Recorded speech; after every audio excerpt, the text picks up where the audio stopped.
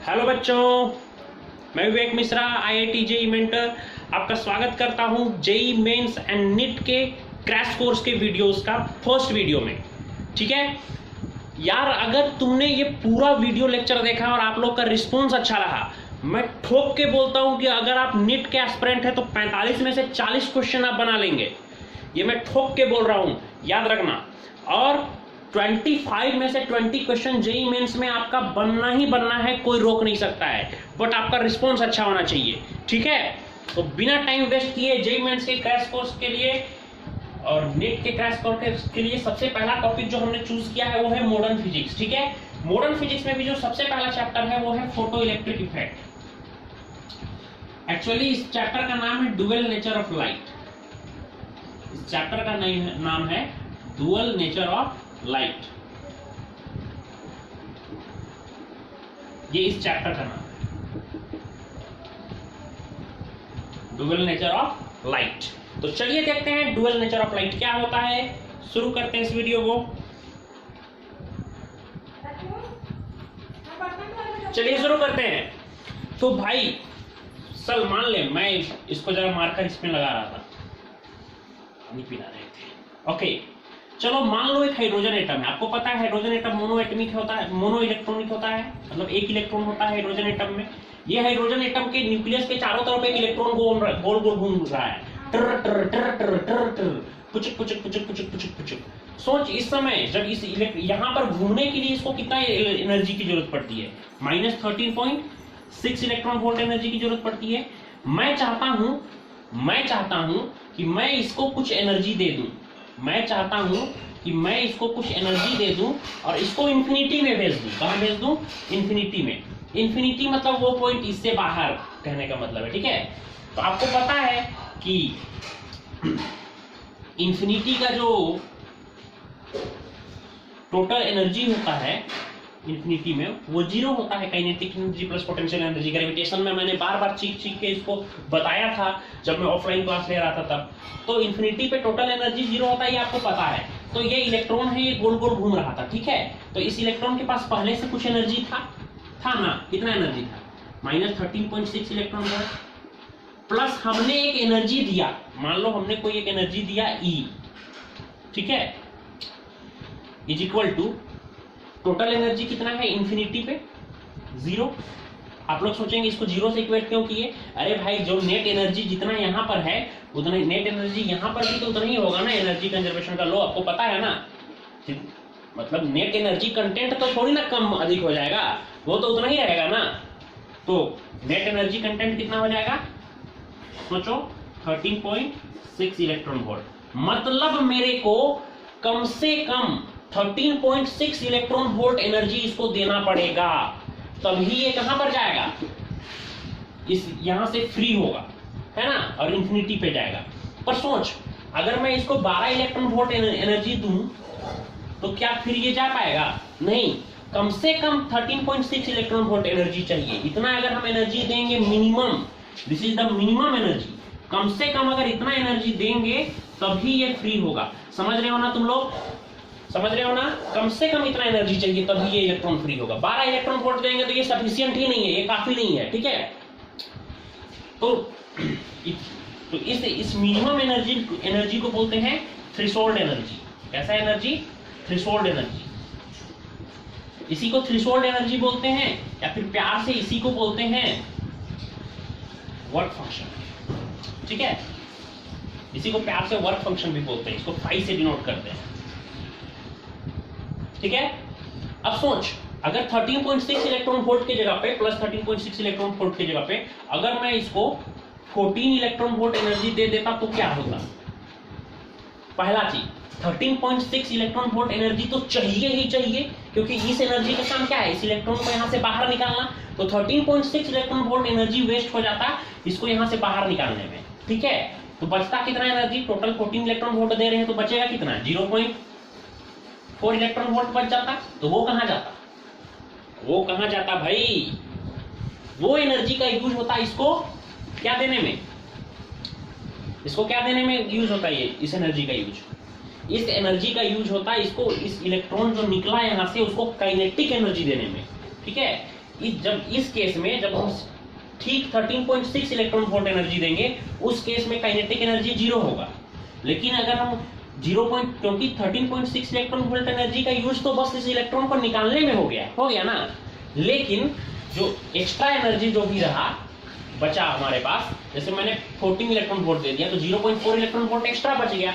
इस extra energy का use होता है इस इलेक्ट्रॉन को काइनेटिक एनर्जी देने में। ठीक है, आई होप आपको ये समझ में आया होगा। चलो आगे बात करते हैं। तो ये चीज हम लोग को अभी तक समझ में आया कि किसी भी एटम से निकालने के लिए इलेक्ट्रॉन मेरे को क्या देना पड़ता है? एनर्जी देना पड़ता है। क्या देना पड़ता है भाई? एनर्जी देना पड़ता है। बहुत बढ़िया। तो सोचो एनर्जी देने का क्या क्या तरीका हो सकता है। ठीक है, सबसे पहला तरीका है थर्मो आयनिक इमिशन। स्पेलिंग थर्मो आयनिक इमिशन सबसे पहला तरीका है। ये थर्मो आयनिक इमिशन क्या है? थर्मो आयनिक इमिशन मतलब हीट एनर्जी देना। कोई भी एक मेटालिक सरफेस है, उसको हमने क्या दिया? हीट एनर्जी दिया। हीट एनर्जी दिया तो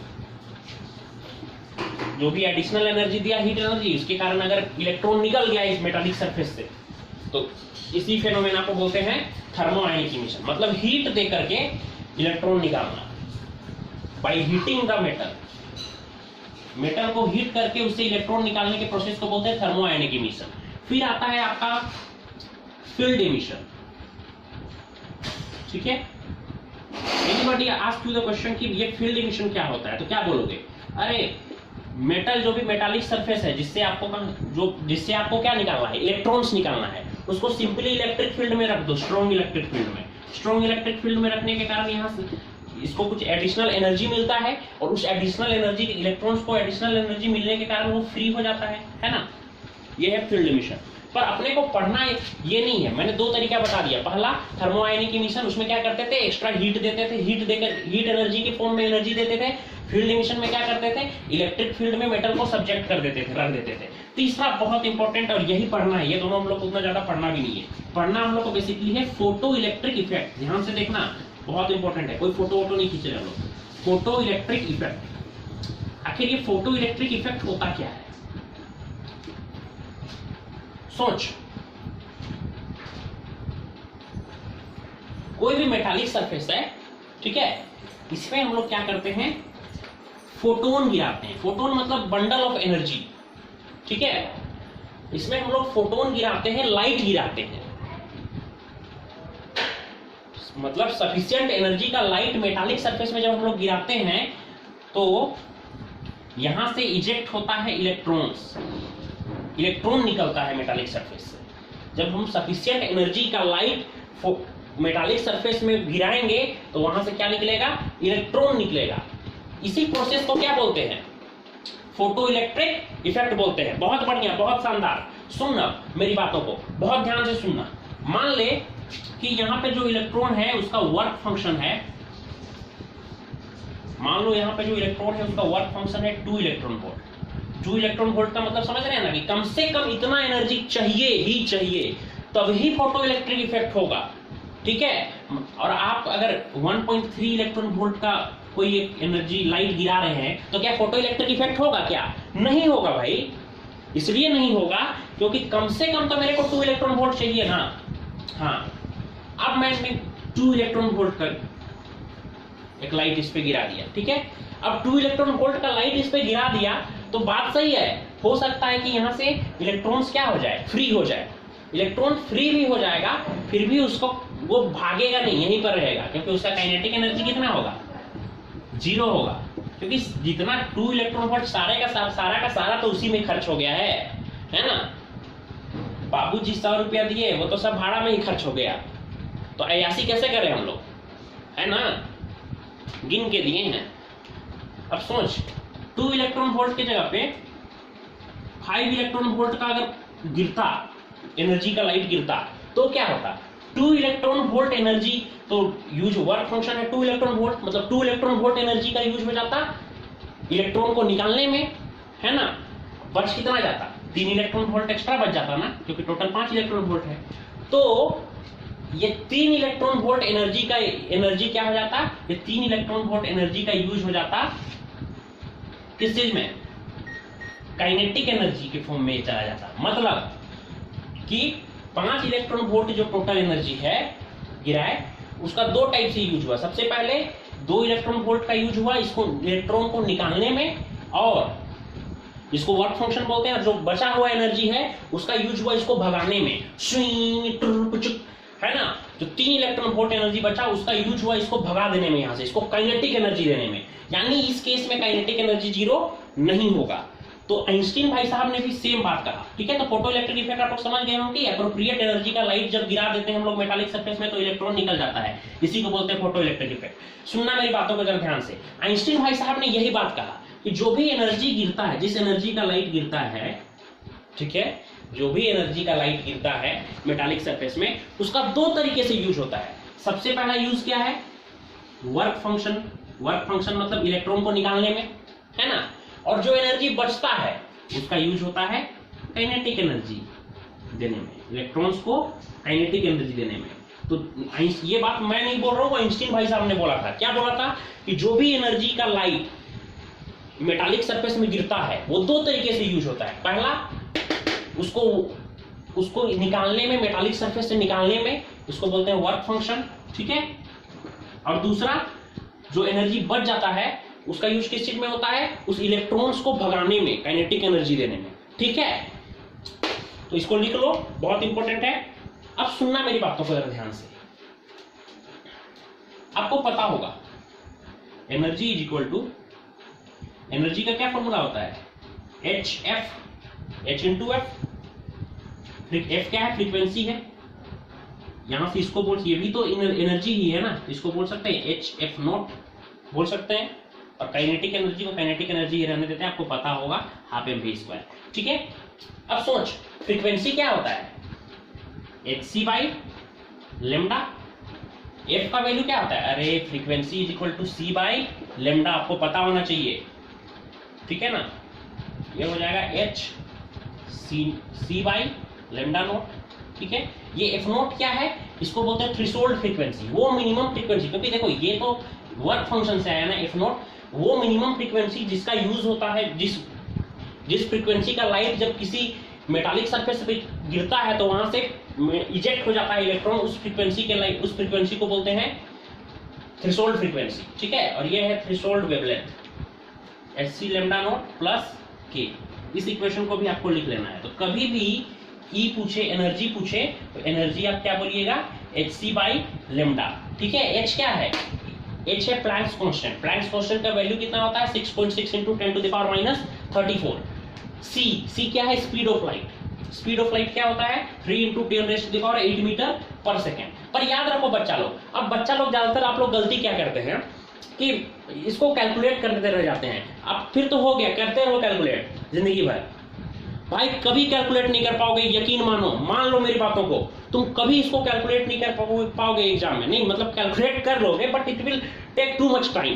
पर अपने पास टाइम नहीं है, 2 मिनट है, अब हम कैलकुलेट कर रहे हैं बैठ के। तो आपको याद रखना है, जब भी मेरे को वेवलेंथ नैनोमीटर में दिया हुआ हो और इलेक्ट्रॉन वोल्ट में एनर्जी निकालना है तो hc का वैल्यू याद रखिएगा 1240, जब भी ये नैनोमीटर में दिया हुआ है वेवलेंथ। और जब भी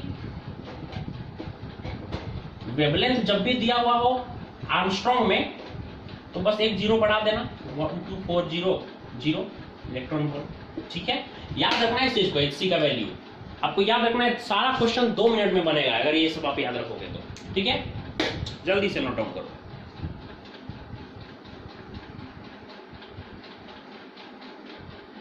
सपोज हमसे किसी ने क्वेश्चन पूछा कि भाई साहब एक मेटालिक सरफेस है, इसमें जो इलेक्ट्रॉन्स हैं उसका वर्क फंक्शन है,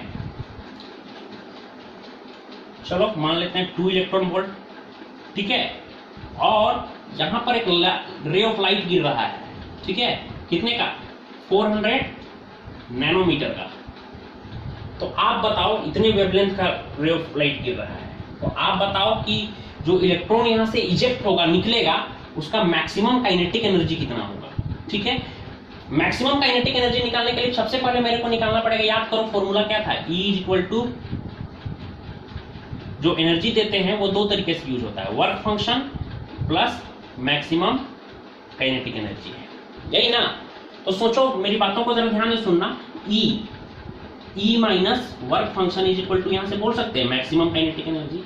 वर्क फंक्शन तो मेरे को पता है, बस हमको पता चल जाए E क्या है, जो लाइट आके गिर रहा है उसका एनर्जी, ये अगर मेरे को पता चल जाए तो मेरा काम बन जाएगा, मैक्सिमम काइनेटिक एनर्जी निकाल लेंगे। तो चलो निकालते हैं, क्या दिक्कत है। E कैसे निकालते हैं, E का फॉर्मूला क्या होता है, hc बाई लेमडा। लेमडा किस चीज में है, नैनोमीटर है ना, माइनस 5, इलेक्ट्रॉन का कितना है, वर्क फंक्शन कितना है 2 is equal to k max. अब सोच जरा खुद से, hc का वैल्यू नैनोमीटर जब भी रहता है तो क्या पुट करते हैं, डायरेक्ट पुट करता हूं मैं यहाँ पे, hc का वैल्यू क्या होता है 1240, लेमडा कितना है 400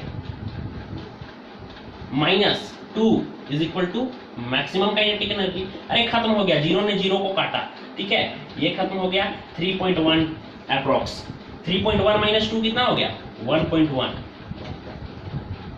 electron volt k max. I hope आपको ये क्लियर हुआ होगा। सोचो अब तुम वैल्यू पुट करते रहता तब तो हो जाता ना, पूरा का पूरा दिन बीत जाता, बस यही करते रहो। तो जल्दी से इसको लिखिए, फिर हम लोग कुछ और बात करेंगे।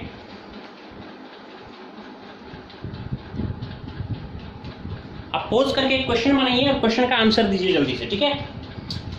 सपोज एक मेटालिक सरफेस है, इसका वर्क फंक्शन है 2 इलेक्ट्रॉन वोल्ट, ठीक है, और 330 नैनोमीटर इस वेवलेंथ का एक रे ऑफ लाइट इस पे गिर रहा है। बताओ क्या यहां से इलेक्ट्रॉन इजेक्ट होगा, और अगर इलेक्ट्रॉन इजेक्ट होगा तो उसका काइनेटिक एनर्जी कितना होगा। चलो ये बना के इसको कमेंट बॉक्स में जल्दी से कमेंट करना, ठीक है। ओके ऑलराइट, चलिए आगे देखते हैं। आपको एक बात याद रखना,